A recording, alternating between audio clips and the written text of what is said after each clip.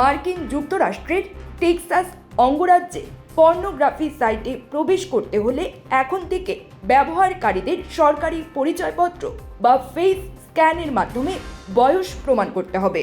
অপ্রাপ্ত বয়স্কদের সুরক্ষায় করা 2023 সালের একটি আইনকে বৈধতা দিয়েছে যুক্তরাষ্ট্রের সুপ্রিম কোর্ট।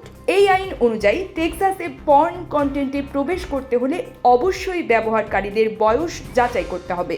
এর জন্য ব্যবহার করতে হবে সরকার প্রদত্ত আইডি বা ফেস স্ক্যান সিস্টেম।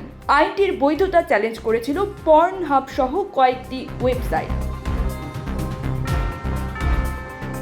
তাদের যুক্তি ছিল এটি প্রাপ্তবয়স্কদের মত প্রকাশের অধিকার ক্ষুণ্ণ করে এবং ব্যক্তিগত গোপনীয়তা হুমকিতে ফেলে। তবে সুপ্রিম কোর্ট 6 থেকে 3 ভোটে আইনটির পক্ষে রায় দিয়ে জানায় শিশুদের অশ্লীল কন্টেন্ট থেকে রক্ষায় এই আইন বৈধ।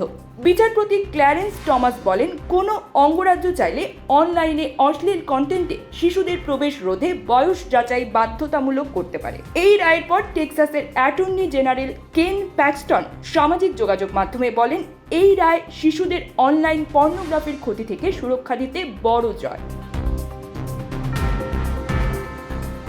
প্রাপ্তবয়স্ক কন্টেন্ট নির্মাতারা বলছেন, ব্যবহারকারীদের পরিচয় জমা দিতে বললে অনেক প্রাপ্তবয়স্ক অস্বস্তিতে পড়ে কন্টেন্ট দেখা বন্ধ করে দিতে পারেন, যা তাদের সাংবিধানিক অধিকার লঙ্ঘনের শামিল।